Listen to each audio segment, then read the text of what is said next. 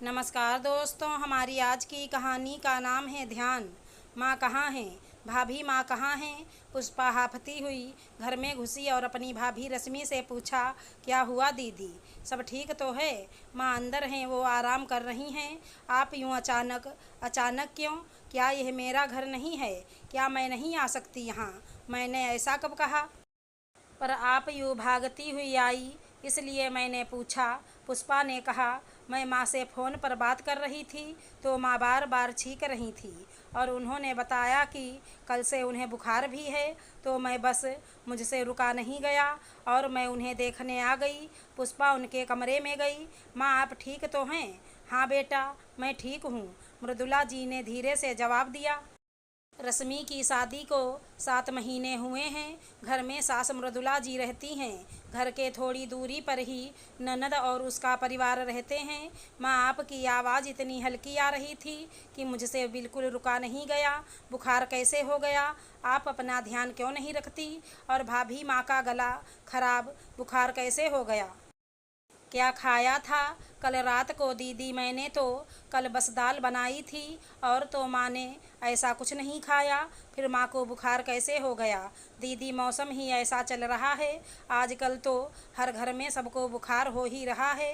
पर भाभी, अभी कुछ दिन पहले भी माँ को बुखार था और आज फिर से।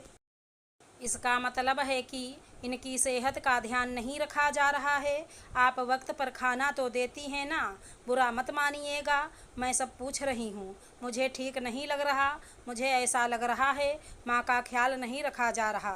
मैं समझती हूँ आपकी नई नई शादी हुई है, पर माँ का ख्याल रखना भी तो आपका फर्ज है ना। यह आप कैसी बात कर रही हो दीदी? वो मेरी भी माँ है और मैं अपनी तरफ से कोई कमी नहीं आने देती हूँ। आप चाहें माँ से भी पूछ लीजिए, वो तो मुझे दिख ही रहा है माँ की हालत को देखकर। खैर, आप उनका ध्यान रखिएगा, मैं चलती हूँ। शाम को जब अंकित घर आए तो वो भी भागते हुए अंदर पहुँचे। क्या हुआ? क्या बात है? माँ तुम्हें बुखार है? पुष्पा ने मुझे बताया, वो आई थी यहाँ पर। रश्मि तुमने मुझे कुछ नहीं बताया।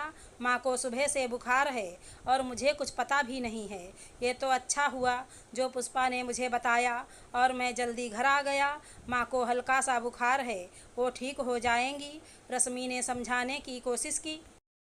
पता नहीं आप दोनों भाई बहन एक छोटी सी बात को इतना बड़ा क्यों बना रहे हैं। छोटी सी बात? रश्मि तुम कुछ जानती भी हो? माँ है वो हमारी। मैं ये दवाई लाया हूँ, दे दो ताकि वो सुबह तक ठीक हो जाएं। और अब कुछ दिन तक माँ का बहुत ध्यान रखना और घर में हल्की सब्जी बनाना।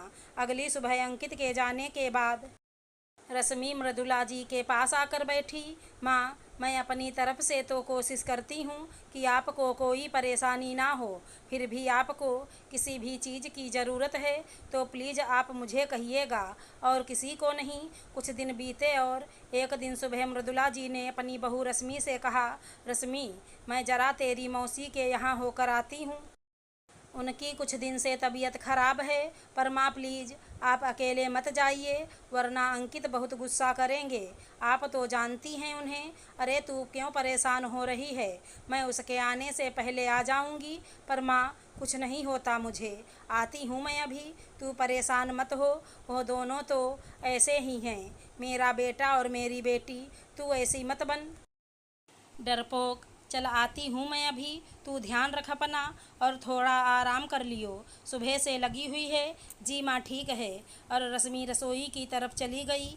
अभी बस पानी के लिए गिलास भरा ही था कि अचानक ज़ोर से आवाज़ हुई। उसके पैरों के नीचे से तो जैसे ज़मीन निकल गई। भागती हुई गई तो देखा मृदुला जी सीढ़ियों से फिसल गई थी। यह क्या हो गया माँ? भागी और उन्हें जल्दी से उठाया। वो दर्द से कराह रही थी। पड़ोसियों की मदद से उन्हें अस्पताल ले गई।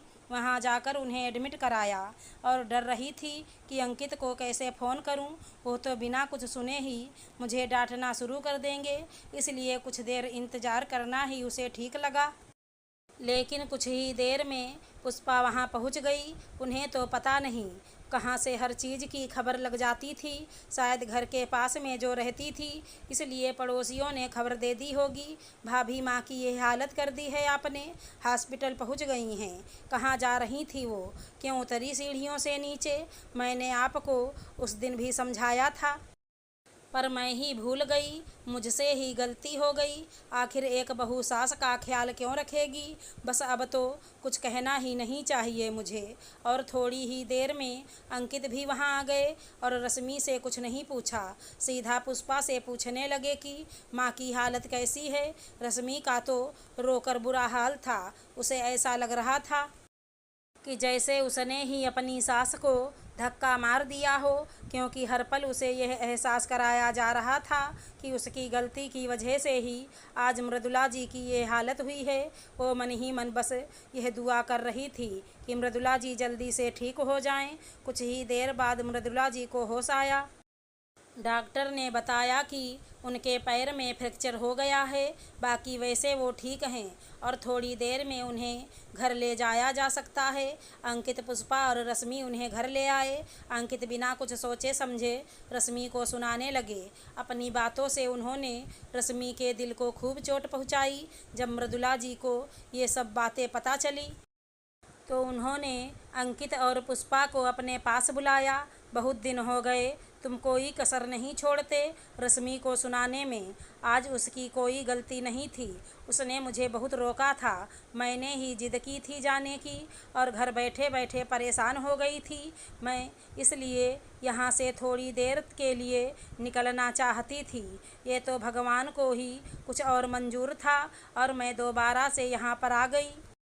पर इसका मतलब ये नहीं कि तुम बिना कुछ सोचे समझे मेरी बहू को सुनाते रहोगे। मेरी बहू लाखों में एक है। वो मेरा बहुत ख्याल रखती है। हर सास बहू का रिश्ता ऐसा नहीं होता।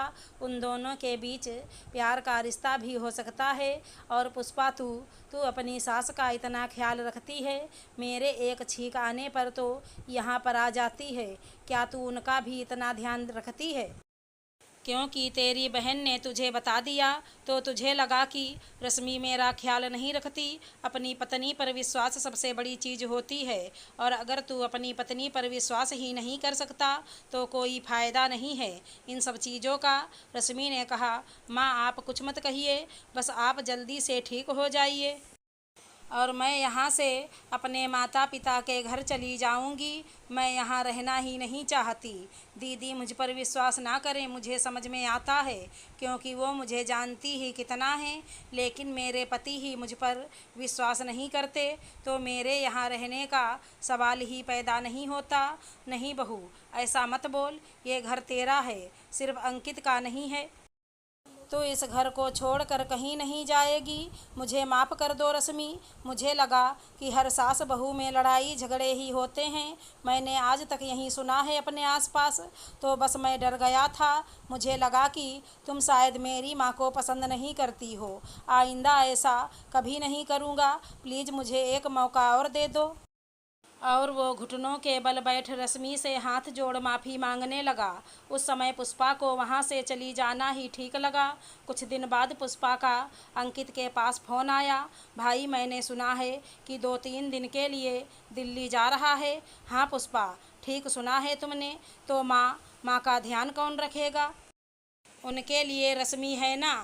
मेरे से बेहतर ख्याल रखती है वो उनका। और तू अपने घर पर ध्यान दे। हमारे घर के बारे में ज़्यादा मत सोचा कर।